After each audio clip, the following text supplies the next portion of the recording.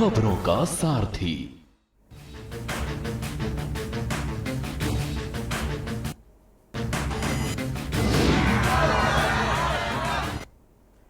नमस्कार, आप देख रहे हैं के न्यूज। मैं हूं आपके साथ सूरी चौहान। 2024 का चुनावी माहौल में आपका स्वागत है। पूर्वांचल की राजनीति में उस समय एक नया मोड़ आ गया जब पूर्वांचल के शान और शौकत कहे जाने वाले धनंजय ने एक बड़ा ऐलान किया और ऐलान था कि अब वो बीजेपी में शामिल होंगे। बीजेपी में शामिल होने की जैसे ही धनंजय सिंह की ओर से घोषणा होती है, सियासी सरगर्मी तेज हो जाती है।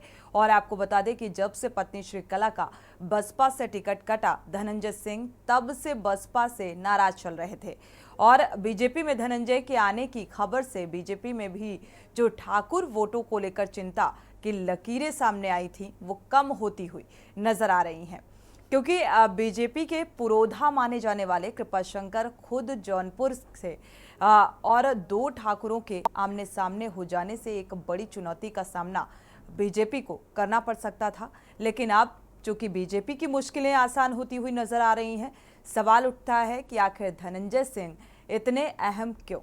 पूर्वांचल में धनंजय सिंह का प्रभाव किन वोटर्स पर अहम छाप छोड़ता है, आज इसी पर बात करेंगे।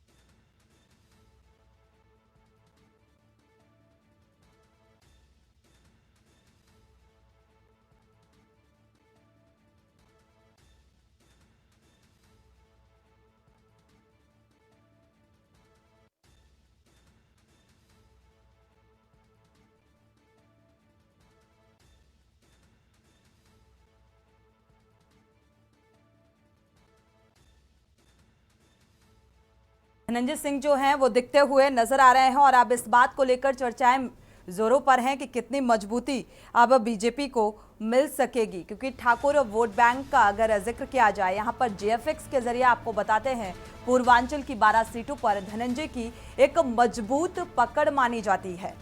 तो जौनपुर, मछली शहर, घोसी और बलिया गाजीपुर ये खास लोकसभा सीटें हैं। चंदौली, आजमगढ़ और लालगंज, वाराणसी, मिर्जापुर भी ये अहम है और यहाँ पर अच्छा खासा जो दबदबा है, धनंजय सिंह की एक मजबूत पकड़ मानी जाती है इन सीटों पर। और अब ये कहा जा रहा है कि धनंजय सिंह अगर बीजेपी में आने के बाद अब बीजेपी को एक मजबूती मिलती हुई नजर आएगी। तो अपनी जमानत तक बचाने में नाकामयाब रहे हैं बीजेपी प्रत्याशी। 2014 के बाद भी धनंजय सिंह का प्रभाव बरकरार रहा। जौनपुर की सियासत में धनंजय की एक मजबूत पकड़ देखी जाती है। तो आपको बता दें कि हालांकि धनंजय सिंह की जो पत्नी है उनको पहले बसपा ने जौनपुर से टिकट दिया था, लेकिन फिर उनका टिकट काट दिया गया और बसपा ने श्रीकला की ओर जो चुनाव ना लड़ने की बात कही गई थी और उनकी ओर से पार्टी द्वारा टिकट काटे जाने की भी बात निकलकर सामने आई। अब जो चर्चाएं हैं धनंजय सिंह के बीजेपी में जाने की, तो फिलहाल इसे एक बीजेपी का जो देखा जाए एक जनाधार मजबूत है, क्योंकि ये पूर्वांचल की ये अहम सीटें मानी जाती हैं और जौनपुर स्पेशली लोकसभा सीट की अगर बात की जाए तो ये वाकई एक मजबूती देने का काम करेगा।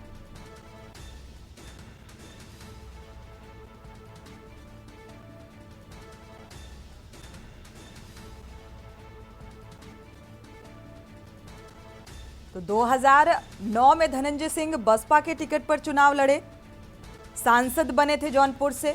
2024 में उन्हें अपहरण और जबरन वसूली के लिए 7 साल की कठोर कारावास की सजा भी सुनाई गई।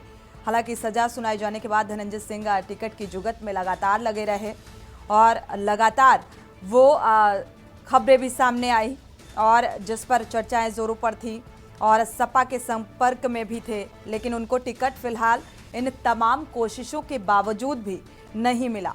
कांग्रेस प्रवक्ता हमारे साथ राज शर्मा जी जुड़ चुके हैं और नीरज त्रिपाठी भी जुड़ चुके हैं बीजेपी से। स्वागत है आप दोनों मेहमानों का इस चर्चा में शामिल होने के लिए। नीरज शर्मा का रुख कर लेते हैं। शुरुआत नीरज शर्मा आपसे करेंगे। देखा जाए अब धनंजय सिंह जो लगातार जेल में रहने के बावजूद भी वो तमाम कोशिशें करते हुए नजर आए कि किसी तरह उनको टिकट मिल सके, लेकिन फिलहाल अब बीजेपी में जाने की जो चर्चाएं निकलकर सामने आ रही हैं और लगातार ये कहा जा रहा है कि जाहिर सी बात है अगर धनंजय सिंह बीजेपी में शामिल हो जाते तो एक बड़ी मजबूती मिलेगी। जी, मेरा नाम नीरज त्रिपाठी है, नीरज शर्मा करके आप संबोधित जी, माफ कीजिएगा नीरज जी। जी देखिए, ये लोकतंत्र है, हर व्यक्ति स्वतंत्र है, वो कहाँ जाना चाहता है, किस पार्टी से लड़ना चाहता है। धनंजय जी को ये पता है कि इस समय मोदी जी की आंधी चल रही है और आंधी ऐसे नहीं चल रही है। भाजपा भारतीय जनता पार्टी काम कर रही है, देश के लिए काम कर रही है, जनता के लिए काम कर रही है।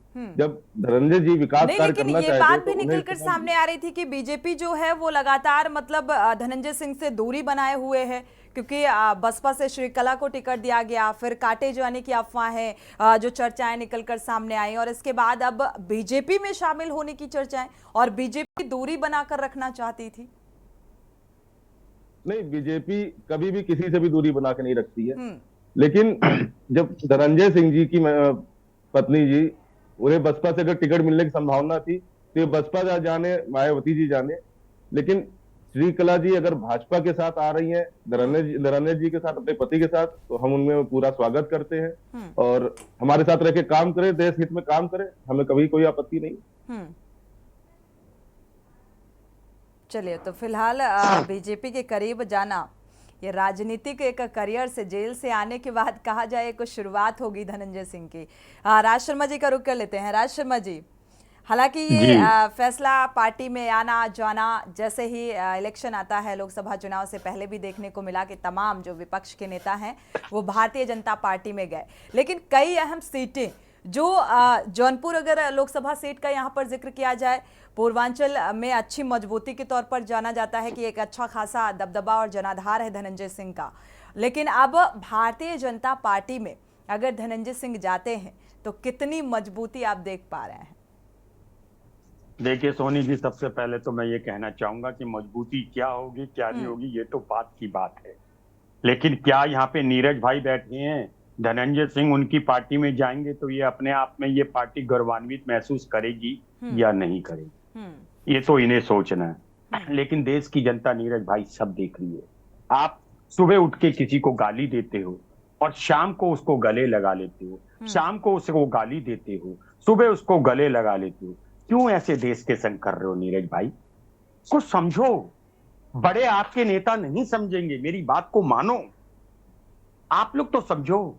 ये देश की जनता का तो कैरियर खराब कर रहे हैं, ये आप जैसे नेताओं का भी कैरियर खराब। इंडी गठबंधन में जितने भी पढ़े लिखे हैं, सबने पानी ले। नीरज भाई, आपने इंडी का INDIA, मुझे लग रहा है आप पढ़े लिखे तो होंगे, प्रधानमंत्री जी की तरह तो नकली नहीं होगी डिग्री आपकी। आप ये बताइए INDIA क्या होता है? नकली डिग्री तो आप लोगों की है, आप लोगों को कोई चरित्र नहीं है, एक दूसरे को पानी की गाली देते। चरित्र को कैसे डिसाइड करोगे? अरे नीरज भाई, चरित्र को कैसे डिसाइड किया जाता है? ठीक है, माफी के साथ आप दोनों मेहमानों को रोकना चाहेंगे, चर्चा में वापसी करेंगे। इसी बीच दिल्ली से बड़ी खबर सामने आ रही है, आपको रूबरू करा दें। दिल्ली से अहम खबर, दिल्ली से बड़ी खबर, अब्बास अंसारी को सुप्रीम कोर्ट से फिलहाल राहत मिलती हुई नजर आ रही है। सुप्रीम कोर्ट से मुख्तार के बेटे अब्बास को 3 दिन की बेल और 10 जून को प्रार्थना सभा में शामिल होंगे अब्बास। तो 11 और 12 जून को परिवार के साथ रहने की इजाजत है। दिल्ली अब्बास अंसारी को सुप्रीम कोर्ट से बड़ी राहत मिलती हुई नजर आ रही है। तो फिलहाल ये 3 दिन की बेल में सुप्रीम कोर्ट से राहत, 10 जून को प्रार्थना सभा में शामिल होंगे अब्बास अंसारी।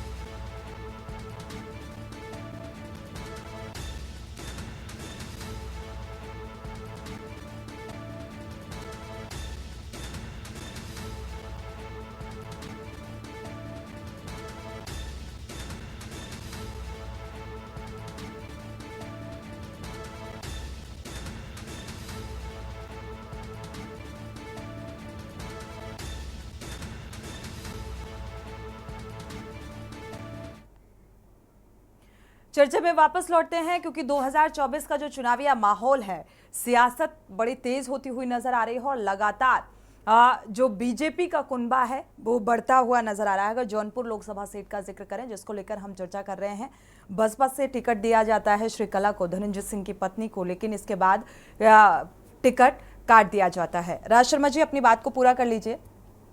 मैं कह रहा था कि अभी चरित्र की बात आ गई, और जब चरित्र की बात आ गई तो उसका निर्माण 1947 से शुरू हुआ था। लेकिन मेरे प्रधानमंत्री ने कितना बड़ा कलवी झूठ कह दिया कि जिस दिन मैं हिंदू मुसलमान करने लगूंगा सार्वजनिक जीवन छोड़ दूंगा। भाई, मैं तो हाथ जोड़ से आपसे भी कह रहा हूं, समझाओ थोड़ा। अगर वो नहीं समझेंगे, 2 बातें कह रहा हूं, आप उन्हें नहीं समझा पाओगे तो खुद समझ जाओ। देश को जो ये आपके बड़े नेता दिशा और दशा दे रहे हैं ना, ये देश के आने वाले हमारे बच्चों के लिए सही नहीं है। मेरी बात को लेना, सीरियस लेना। मैं आपकी बुराई नहीं कर रहा हूं नीरज भाई।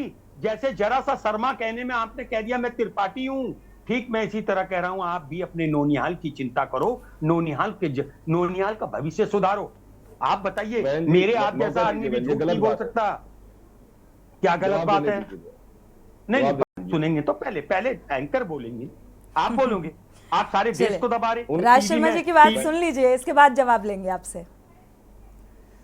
सोनी जी से ये बताना, हमें जवाब देना चाहिए। अच्छा, आप लोग हम लोग गलत बात नहीं करते हैं। सोनी जी से ही कह रहे हैं कि हमें मौका दीजिए। अच्छा, बिल्कुल बिल्कुल राज शर्मा जी, आपकी बात अगर पूरी हो गई हो तो हम जवाब ले लेते हैं। बस मैं एक 2 सेकंड में कहना वाला हूं कि जो देश को बिगाड़ रहे हो, जो गंगा मैया, इससे बड़ा पाप कभी नहीं हुआ। एक व्यक्ति कहता है ये मेरी माँ है, और माँ अपने आप में शक्तिशाली है, गंगा मैया अपने आप में शक्तिशाली है, और उसका बेटा अगर देश का 10 साल प्रधानमंत्री रहा हो तो सोचो कि गंगा मैया, माँ, हमारी माँ कितनी ताकतवर होगी। लेकिन वो पानी पी लेते। मैं प्रधानमंत्री जी को चुनौती देता हूं, 3 दिन तक वो उस गंगा का पानी पीकर दिखाएं, जिस गंगा के बूंद से इतनी गंदगी फैला दी। नीरज जी, इस बात का जवाब, और साथ ही बसपा ने धनंजय सिंह की पत्नी को टिकट दिया, इसके बाद उम्मीदवार बदल दिया, और अब धनंजय सिंह की चर्चाएं हैं बीजेपी में जाने की। और आपको पता है कि बीजेपी के पुरोधा माने जाते हैं कृपाशंकर, जो खुद जौनपुर से हैं। 2 ठाकुरों की आमने सामने की जो भिड़ंत होगी वो काफी चुनौतीपूर्ण होने वाली है, इस बात को मानते हैं? नहीं, कहीं कोई चुनौतीपूर्ण नहीं है। हमारे भाजपा की टिकट से 400 के पार जो हमने नारा दिया, तो कार्यकर्ता मोदी जी के नाम पर, मोदी जी के विकास के नाम पर पूरी तरह से समर्पित है, और एक एक वोट भाजपा के उम्मीदवारों को मिलेगा। हमने जो काम किया है, हमने जो भोजन दिया है, हमने जो विकास कार्य किए हैं, देश में विदेश में जो भारत का नाम ऊंचा किया है। आप जो कांग्रेस प्रवक्ता शर्मा जी कह रहे हैं कि मोदी जी को चैलेंज देता हूं, अरे आप अपने नेता का तो चैलेंज लीजिए पहले। वो कहीं से उन्हें पता ही नहीं कि कहां से लड़ना है। अच्छा, जब पहले वायनाड गए आप तो अमेठी छोड़ के गए, वायनाड से जब रायबरेली आए तो वायनाड छोड़ के चले आए। पहले दिन जिस दिन वोट पड़ रहा था उसी दिन हमारे मोदी जी ने उनकी परिपक्वता देखिए, दूरदृष्टि देखिए कि इलेक्शन वोट पड़ते ही वायनाड में ये दूसरे जगह से अपना टिकट ढूंढेंगे, और देखिए वहां वोट पड़ा और ये रायबरेली भाग के चले आए। क्यों? क्योंकि इन्हें मालूम वायनाड से भी हार रहे हैं, शायद रायबरेली जीत जाए तो अपनी संसदीय की कुर्सी एक बचा के रखे, इस वजह से रायबरेली है। कांग्रेस का हाल इतना बुरा है कि आपके मेन नेता, मुख्य नेता, वो तो सीट बचा नहीं पा रहे। सम्मानित आपकी सोनिया गांधी अच्छा, आप कहां से कहां पहुंच गए? एक मेरी बात सुनो, आप अपने घर को सुधारोगे या मेरी? नहीं, आप गलत बोलोगे, मैं नहीं सुन, मैं आपकी रैली में नहीं आया, मैं आपकी रैली में नहीं आया। सोनिया गांधी भारतीय जनता पार्टी की चिंता किस बात को लेकर है नीरज जी? किस बात को लेकर ये चिंता है? अगर वायनाड सीट से हैं, फिर रायबरेली से हैं कांग्रेस के प्रत्याशी उम्मीदवार राहुल गांधी, तो ऐतराज किस बात से है भारतीय जनता पार्टी को? क्योंकि जब से रायबरेली से उम्मीदवार का नाम सामने आता है राहुल गांधी का, तब से सत्ता पक्ष की तरफ से ये बातें निकलकर सामने आ रही हैं। मोदी जी पर आप ऐसी अशोभनीय टिप्पणी करेंगे? बोल, क्या बोलते हो भैया? भैया क्या बोलते हो? देख लो कौन सी डायरी लिया है, हमारे बोलते हैं गलत डायरी लिया है, ठीक नहीं।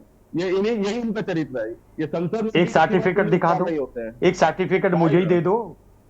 अरे आप भैया सही तरीका क्या है? डिस्टर्ब कर रहे हैं ये शर्मा जी। आपके नेता देश को बोलने दिया, आपने देश को बोलने दिया, जगह छोड़ के भाग रहे हैं, आपने पहलवानों को बोलने दिया, छोड़ के मतलब गांधी भाग मैं इस तरफ हूं तो गुंडा, उस तरफ हूं तो साउकार, ये है ना, यही। राज शर्मा जी, आप भारतीय जनता पार्टी का दामन थाम लीजिए। मुझे लगता है आप भी भारतीय जनता पार्टी की वॉशिंग मशीन में धुलकर बेदाग हो जाएंगे, ऐसा लगने लगा है। क्योंकि वो तमाम नेता जिसको लेकर, नीरज जी आप भी जानते हैं कि जिसको लेकर लगातार ये कहा जाता रहा है, विपक्ष के वो तमाम नेता जो भ्रष्टाचार में लिप्त रहे, तमाम नेता जिन पर कई आरोप लगे, और वो भारतीय जनता पार्टी में शामिल हो जाते हैं तो वो आरोप धुल जाते हैं, वो बेदाग हो जाते हैं। अगर पूर्वांचल की बात की जाए यहाँ पर खास तौर पे, कितनी इसे मजबूती के तौर पर देखा जा रहा है? भारतीय जनता पार्टी क्या उस डैमेज कंट्रोल को पूरा कर पाएगी? अगर धनंजय सिंह आ जाते हैं भारतीय जनता पार्टी में, तो कितना ये रास्ता जो है आसान हो जाएगा?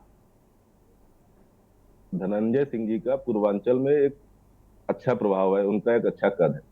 उन्होंने जो मतलब भी भारतीय जनता पार्टी चाहती है, वेलकम करना चाहती है धनंजय सिंह का।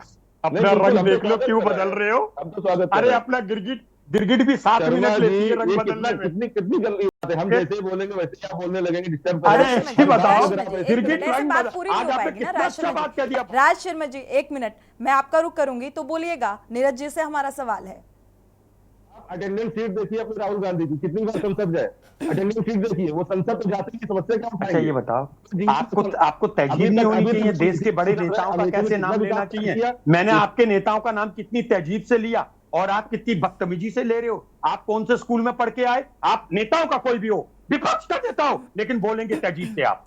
मैं प्रधानमंत्री जी बोल के बोलता हूं, है आप नेता राहुल गांधी, क्या होता है ये? कितनी बड़े हैं आप? अरे आप देश के नेताओं का नाम लेके, एक और बात सुनिए, देश का नेताओं बदतमीजी से नाम लेते हो, विदेशी में विदेश जाके आपकी बेइज्जती राहुल हो। गांधी जी को आप सिखाइए वो कैसे बात करते हैं। मोदी आएगा, जी बोलो जी, क्योंकि प्रधानमंत्री का है शहजादे, जर्सी गाय, हाइब्रिड बछड़ा, तब प्रधानमंत्री जी को शर्म नहीं आ रही थी? ठीक है राज शर्मा जी, वक्त एक छोटे से ब्रेक का हो रहा है। ब्रेक से जब वापस लौटेंगे तो आपका रुख करेंगे और ये जानेंगे, क्योंकि ठाकुर वोट बैंक को साधने की कोशिश जरूर नजर आ रही है, और बीएसपी से टिकट मिलने के बाद आखिर उम्मीदवार क्यों बदला गया, क्या इस बात की संभावनाएं पहले से थी? इस बात को लेकर चर्चा में वापसी करेंगे एक छोटे से ब्रेक के बाद।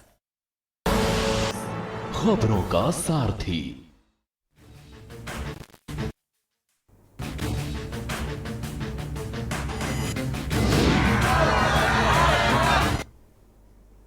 ब्रेक से वापस आ रहे हैं। 2024 के चुनावी माहौल में पूर्वांचल की सीटों का जिक्र कर रहे हैं, यानी कि जौनपुर लोकसभा सीट का। और क्योंकि ये इशारों में ये बात भी निकलकर सामने आ चुकी है कई बार धनंजय सिंह की तरफ से कि जौनपुर यानी कि पूर्वांचल में जीतेगा वही जिसको हम चाहेंगे, तो इस बात को शायद भारतीय जनता पार्टी जो है वो अच्छे से समझ चुकी है, और इसीलिए अभी ये चर्चाएं भी जोरों पर होती हुई नजर आ रही हैं कि धनंजय सिंह भारतीय जनता पार्टी में जाएंगे। और यहाँ पर ठाकुर वोट बैंक साधने की एक कोशिश नजर आ रही है, यानी कि उस डैमेज कंट्रोल को पूरा और बेहतर बनाने की एक कवायद भारतीय जनता पार्टी की नजर आ रही है। राज शर्मा जी का रुख कर लेते हैं। राज शर्मा जी, देखा जाए कई आरोप और प्रत्यारोप, अगर जौनपुर सीट को लेकर बात की जाए स्पेशली, इसके साथ ही लगातार क्या ये संभावनाएं, ये आशंकाएं पहले से थी, इस बात का अंदेशा पहले से था? क्योंकि आपने सुना होगा कि अब राम राम की धुन अलापने लगे हैं धनंजय सिंह भी। देखिए सोनी जी, मैं एक बात कहता हूं, इसमें धनंजय सिंह का कोई भी अपराध नहीं। सवाल ये है, जो आप कहें, आपका चाल चरित्र, आपकी सोच है, मेरी नहीं है। आप जो सोच, जो बोले, जो दूसरे, आप मेरे देश का यशस्वी प्रधानमंत्री, कुछ कहते कुछ है, करते कुछ है। मैं ये कहता हूं कि अगर आपने जिस आदमी को बुरा कह दिया अपने फायदे के लिए आप उसको अपनी कंपनी में अपने संग भी ना बैठाएं। ये तो मेरा कहना है, मेरी पार्टी का कहना है। अब मैं समझता हूं कि नीरज भाई को बस एक चीज बतानी चाहिए। मैंने 8th क्लास में पढ़ा था, गिरगिट को रंग बदलने में 7 से 9 मिनट लगते हैं। इनको तो 7 से 9 सेकंड नहीं लगे। आज इन्होंने कह दिया वो उनका अपना वो है। अरे भाई, देश में सुन लो, मौका दीजिए। अच्छा हाँ, सब मौका ही आप ही का दोस्त, मेरा क्या है? आप किसी को भी लेके चाहते हो। आपकी एक बताऊं, मरने से अंतिम इच्छा आपकी क्या है? आप लोगों की, आप सुन लीजिए, आप गुंडों को ले लो, किसी को ले लो, कैसे ले लो, इंडी गठबंधन में लेकिन यार सब एक दूसरे को कोसा है। आप इस व्यक्ति की बात कौन सा गठबंधन? कौन सा गठबंधन भाई? ठग? अच्छा ठग, ये क्या, कौन सा सर्टिफिकेट दोगे आप? अच्छा बता दो, ठग हम है या आप? पहले बताओ, ठग कौन है? नकली दवाइयों वालों से पैसा आप ले, गुंडों से पैसा आप ले। ये मुद्दा है ही नहीं, ये मुद्दा है ही नहीं राज शर्मा जी। नकली दवाई वालों से पैसा आप ले, ठग कौन? गुंडों से चंदा आप ले, ठग कौन? ठीक है नीरज शर्मा जी, आपसे फाइनल कमेंट के तौर पर ये सवाल और इसका जवाब, देखा जाए कि क्या भारतीय जनता पार्टी को ऐसा लगता है कि अगर धनंजय सिंह हमारे पाले में नहीं आते हैं तो यहाँ पर जो ये रथ है जीत का, वो आगे नहीं बढ़ पाएगा? नहीं, ऐसा नहीं लगता है। हमारी पार्टी से कोई भी मोदी फैक्टर यहाँ पर काम करने वाला नहीं है, इस बात का अंदेशा भारतीय जनता पार्टी को? तभी अब महत्वपूर्ण हो गए हैं भारतीय जनता पार्टी के लिए धनंजय सिंह। जौनपुर में अगर धनंजय सिंह जी आते हैं तो उसका प्रभाव स्पष्ट रूप से पड़ेगा, ऐसा नहीं है। मोदी जी से ज्यादा जीत रहे हैं जौनपुर में भी। अच्छा, मोदी जी से ज्यादा प्रभाव है धनंजय सिंह जी का, है ना? राहुल का तो अरे गुरु, एक बार बात, मैं अरे गुरुदेव क्या है? राज शर्मा जी, ये बात तो क्लियर है ना कि अगर मोदी लहर यहाँ पर मोदी फैक्टर काम नहीं करेगा तभी तो चर्चाएं जोरों पर हैं। एक आपके नेता हैं, वो भी नहीं हंसते हैं यार, आप भी नहीं हंसो ना। मैं हंस रहा, मैं कभी भी, एक और बात, नीरज भाई, आप अपने पूर्वी नेता अटल बिहारी वाजपेयी साहब, सुषमा स्वराज साहब, थोड़ा इनसे भी सीख लो, आडवाणी जी से भी सीख लो कुछ। क्या करोगे? लड़े, हम लड़े, कहीं से लड़े? Who are you?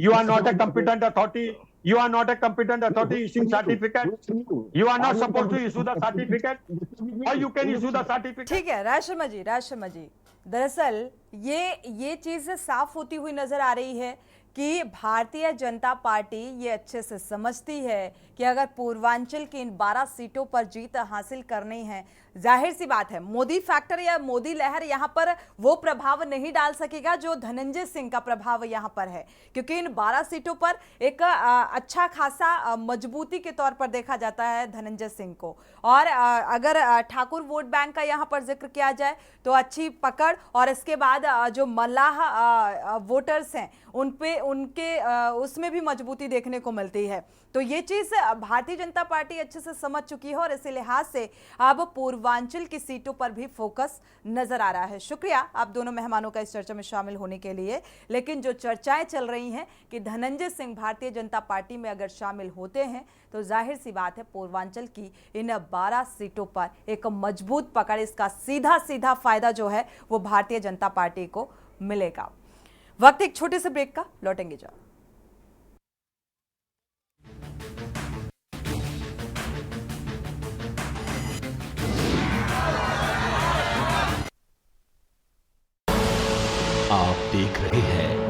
के न्यूज, खबरों का सारथी।